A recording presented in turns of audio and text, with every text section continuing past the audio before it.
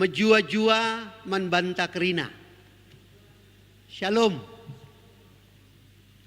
Saudara-saudara, kita membaca Kejadian pasal 1 ayat 26 sampai 31. Kejadian 1 ayat 26 sampai 31. Saudara akan melihat bagaimana jejak kasih Allah itu tak akan terhapus. Kejadian 1 ayat 26 sampai 31. Berfirmanlah Allah, baiklah kita menjadikan manusia menurut gambar dan rupa kita, supaya mereka berkuasa atas ikan-ikan di laut dan burung-burung di udara dan atas ternak dan atas seluruh bumi dan atas segala binatang melata yang merayap di bumi. Maka Allah menciptakan manusia itu menurut gambarnya. Menurut gambar Allah diciptakannya dia, laki-laki dan perempuan. Diciptakannya mereka. Allah memberkati mereka, lalu Allah berfirman kepada mereka, beranak cuculah dan bertambah banyak, penuhilah bumi dan taklukkanlah itu. Berkuasalah atas ikan-ikan di laut dan burung-burung di udara dan atas segala binatang yang merayap di bumi. Berfirmanlah Allah, lihatlah, aku memberikan kepadamu segala tumbuh-tumbuhan yang berbiji di seluruh bumi dan segala pohon-pohon yang buahnya berbiji. Itulah akan menjadi makananmu. Tetapi kepada segala binatang di bumi dan segala burung di udara dan segala yang merayap di bumi yang bernyawa, ku berikan segala tumbuh-tumbuhan hijau menjadi makanannya. Dan jadilah demikian. Maka Allah melihat segala yang dijadikannya itu sungguh amat baik. Jadilah petang dan jadilah pagi. Itulah hari ke-6.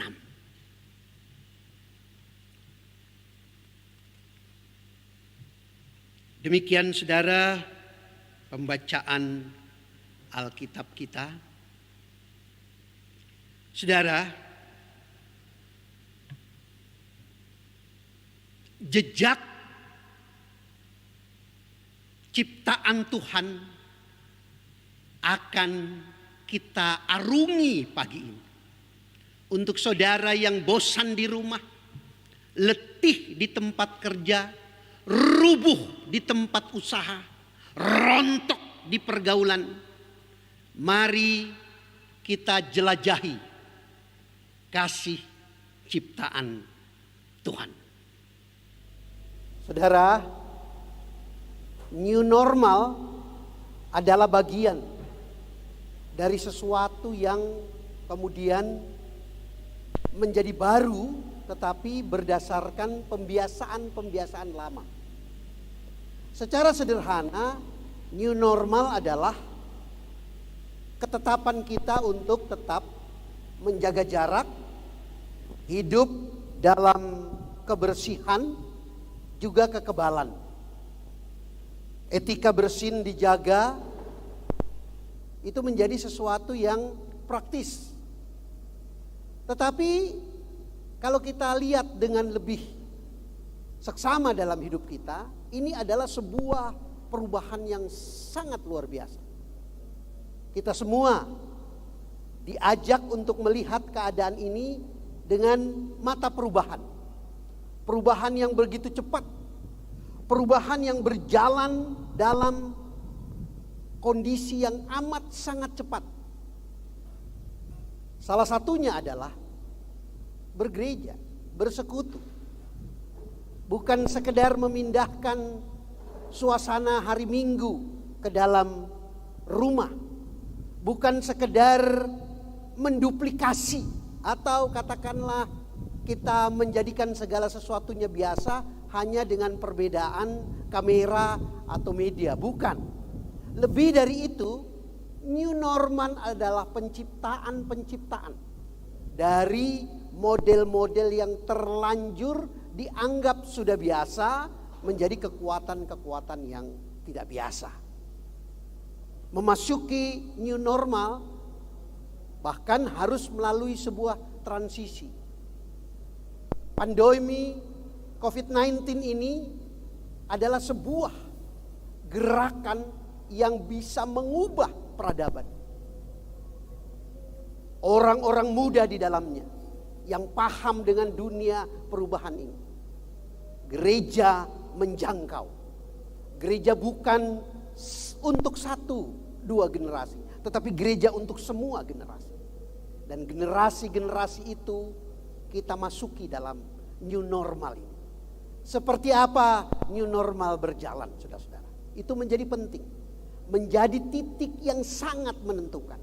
Cukupkah kita sudah menyelenggarakan ibadah-ibadah dengan pola-pola yang lama? Rasanya belum cukup. Orang-orang muda, generasi-generasi milenial membutuhkan terobosan-terobosan yang membuat mereka digerakkan untuk selalu berada pada satu kekuatan bersama. Persekutuan tidak diukur dari viewer atau subscriber, banyaknya orang yang menonton, tetapi betapa dampak-dampak dari kehidupan yang diusung oleh citra Imago Dei dalam bacaan kita pagi ini menjadi kekuatan yang sangat prima. Saya ajak saudara untuk terus memasuki relung-relung hidup new normal. Mari.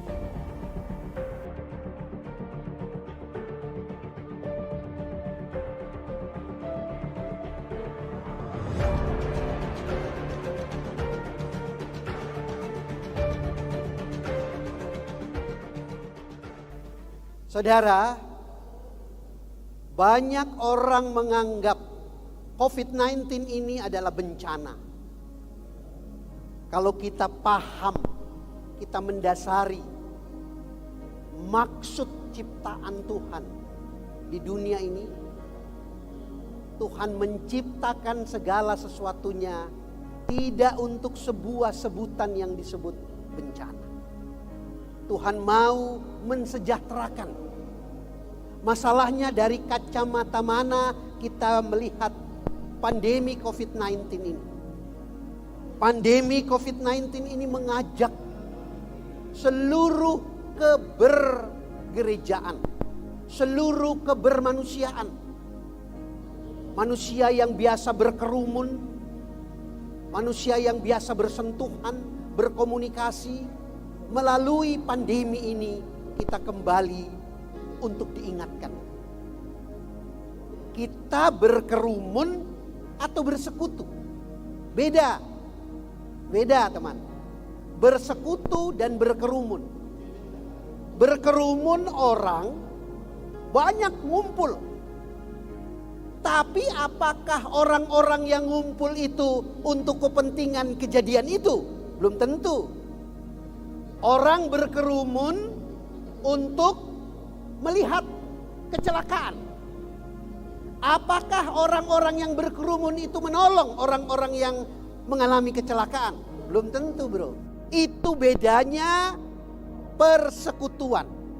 Persekutuan adalah orang-orang yang hadir di dalam sebuah perkumpulan.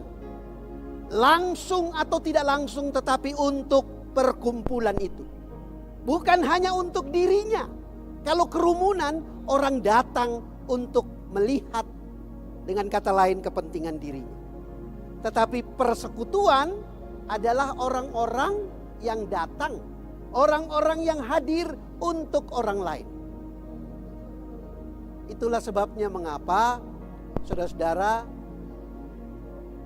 pandemi ini menjadi sebuah kekuatan yang sangat luar biasa untuk mengubah peradaban. untuk menjangkau yang tidak kita pikirkan. Kita menganggap kalau sudah terselenggara ibadah online itu sudah cukup. Tidak. Dalam pandemi arus deras di mana virtualitas memegang peranan penting, digitalitas media memegang peranan penting. Gereja mengalami perubahan-perubahan yang cukup berarti. Ayat kita nanti akan kita paham mengapa tema minggu pagi ini menjadikan kita memiliki kekuatan itu. Itu sebabnya saudara-saudara, kita berada pada sebuah persekutuan. Persekutuan di mana segala sesuatunya tidak menjadi sesuatu yang kekal. PJJ, PA. Apakah masih dengan model-model yang kemarin sebelum pandemi? Kita harus mengarahkan itu ke situ. Ke arah mana saya mengajak saudara untuk berbincang lebih jauh. Dengan keadaan-keadaan yang sanggup kita tahu dari apa yang Alkitab inginkan. Mari kita lanjutkan dan kita telusuri terus. Telusuri sampai di mana peran gereja dalam new normal ini untuk kekuatan hidup persekutuan kita GBKP Jakarta Pusat. Mari.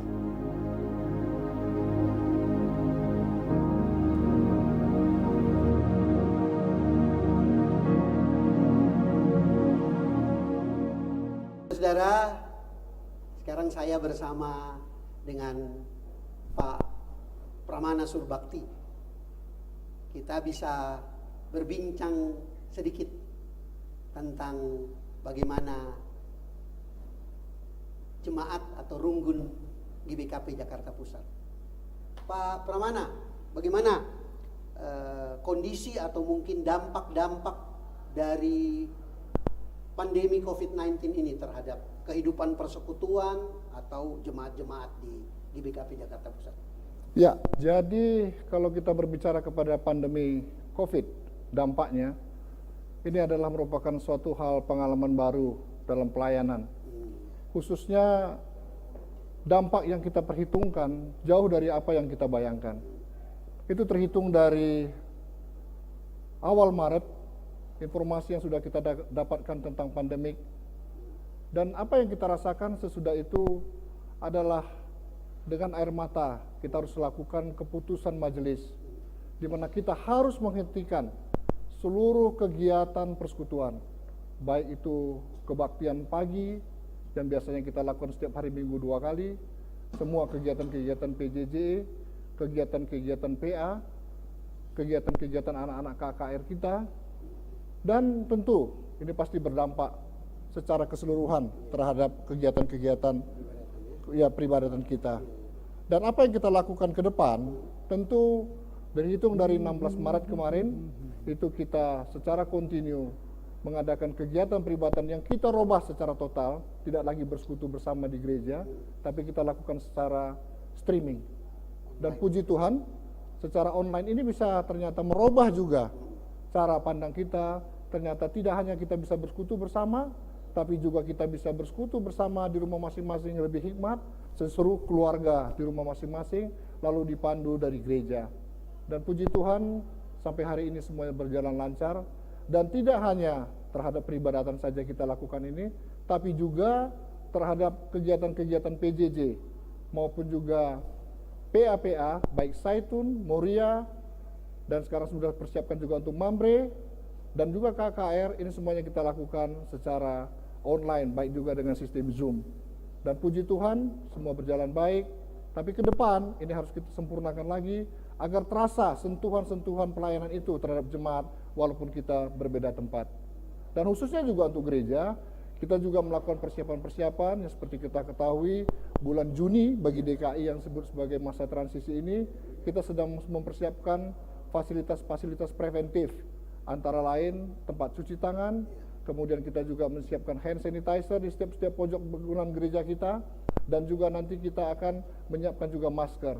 Sehingga ketentuan kita ke depan, Setiap yang mengikuti peribadatan dengan ketentuan yang sudah ditentukan oleh pemerintah, ini kita akan lakukan persiapan-persiapan fasilitas, baik itu cuci tangan, kemudian masker sebagai kewajiban di gereja dengan physical distance tentunya, dan juga pengukur suhu badan. Ini juga kita akan lakukan. Ya mungkin inilah yang kita bisa Pak Pramana, lakukan. adakah dampak yang buruk, entah itu ekonomi, kesejahteraan terhadap jemaat-jemaat kita di GBKP ini, Pak? Ya, Sejauh tentu. Dan memang inilah yang menjadi suatu pergumulan dan juga perenungan bagi kita, karena memang bagi kebetulan saudara-saudara kita yang memang bekerja sebagai pedagang ini jelas berdampak, sebagai karyawan-karyawan swasta pasti berdampak. Dan apa yang kita lakukan adalah kita sudah mulai dengan 3 program yang kita sebutkan. Pertama dalam melakukan penyaluran sembako untuk membantu kehidupan dalam keluarga, ya. Kemudian juga kita lakukan nanti ke tahap kedua berupa bantuan untuk pendidikan anak-anak, serta nanti yang ketiga kita sebut dengan bantuan stimulus ekonomi, sehingga nanti bagi jemaat-jemaat kita yang benar-benar sudah bisa mulai bangkit, bisa dibantu dengan keuangan gereja, agar mereka juga bisa menjalankan roda kehidupan keluarganya baik di usaha-usaha yang selama ini mereka jalankan. Baik. Terima kasih Pak Pramana. Mungkin kita akan masuk ke dalam gereja. Baik, ya mungkin sama-sama bisa kita lihat Pak Pendeta. Ya. Jadi apa yang kita lihat sekarang ini adalah merupakan bagian kita dalam mengikuti anjuran WHO, Badan Dunia Kesehatan Dunia, yang dimana menganjurkan untuk melakukan pemutusan mata rantai ini, dan juga ini sejalan dengan apa yang diputuskan oleh pemerintah kita, PGI, serta juga Modramen, dan juga dari GBKP tentunya, Klasis Jakarta Banten. Ya mungkin seperti apa kondisinya sekarang.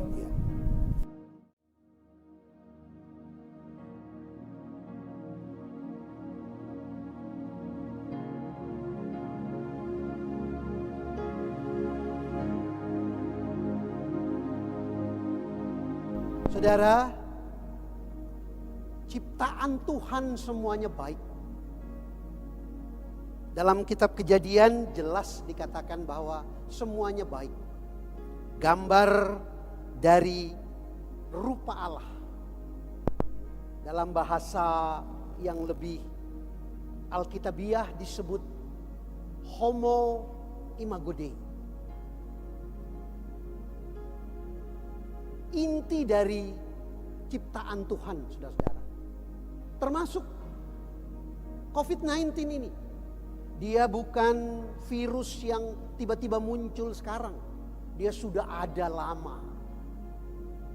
Kita berpikir COVID-19 ini akan berlalu, pandemi ini akan berlalu, betul. Tetapi virus corona itu akan tetap ada.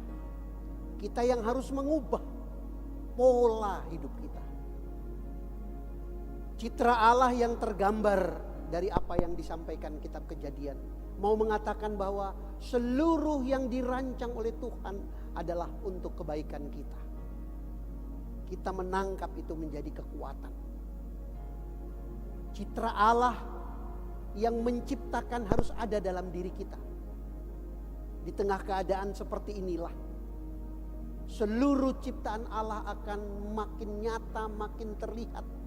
Bagaimana kita memiliki kekuatan ciptaan Allah. Hidup kita diciptakan untuk orang lain. Pandemi ini menyerang kebermanusiaan kita. Tetapi apakah nilai bermanusia itu hilang? Tidak. Kita justru harus menjadikan gereja menjadi persekutuan. Bukan sebuah kerumunan, persekutuan. Persekutuan berintikan kepada Tuhan yang hadir di dalamnya.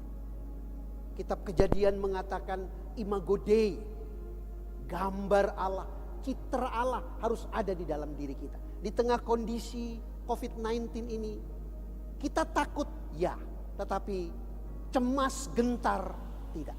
Kenapa? Karena ada jaminan dari Tuhan. Minggu United Evangelical Mission ini mau menegaskan juga kepada kita semua bahwa ada misi Tuhan. Apa misi Tuhan untuk saudara dan saya? Yaitu evangelion, membawa kabar baik.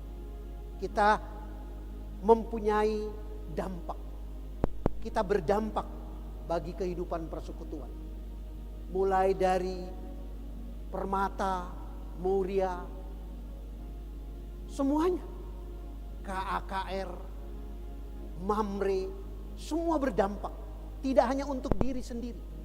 Ciptaan yang mulia, yang agung dari Tuhan adalah menjadikan kita berdampak baik.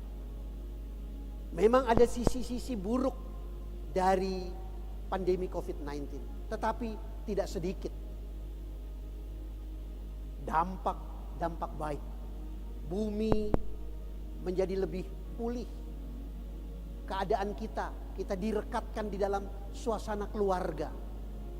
Sekarang kita memasuki apa yang disebut new normal dengan membawa kebiasaan-kebiasaan baru. Gereja mengarahkan itu ke situ. Sebagai agen-agen dari gambar-gambar Allah. Homo imago Dei. Maka gambar Allah itu ada di dalam diri saudara dan saya. Gambar Allah yang bukan hanya untuk pementingan diri sendiri. Tetapi juga bagaimana kita bisa share to care. Yaitu memberi, menebarkan untuk kepedulian. Satu dengan yang lain. COVID-19 akan terus ada. Dia tidak bisa berhenti. Yang terjadi adalah bagaimana kita menghadapi itu. Kita menganggap sebagai tantangan, maka dalam Homo imago Dei, tantangan itu akan jadi kesempatan. Kita menjadikan ini sebuah malapetaka. Tuhan dalam konsep Homo imago Dei berkata, bukan malapetaka, tetapi kebahagiaan. Semua yang ada di kolong langit ini, yang ada di diri saudara dan saya, kerekatan satu dengan yang lain, menjadikan kita ada dalam satu hubungan yang lebih sublim, yang lebih inti lagi antara keluarga. Tetapi itu bukan cuma terjadi antara keluarga dan keluarga. Waktu bisa menjadikan jarak. Kesempatan bisa menjadikan jarak. Tempat juga bisa menjadikan jarak. Tetapi yang mampu menghapus jarak dari ciptaan Tuhan adalah kasih setia karunia Allah. Maka saudara dan saya menjadi kekuatan Tuhan yang ajaib. Di Minggu United Evangelical Mission ini saudara, mari misi kita satu, memberi kabar baik kepada banyak orang. Benar kan bahwa Allah menciptakan segala sesuatunya baik? Betul kan guys? Apalagi yang disangsikan? Sebab kemurahan dari ciptaan Tuhan sangat ajaib. Jalannya adalah menyimpan harapan dari iman di pikiran kita. Sebab harapan tidak pernah lahir dari keadaan. Oke, brother? Harapan terbit dari keyakinan.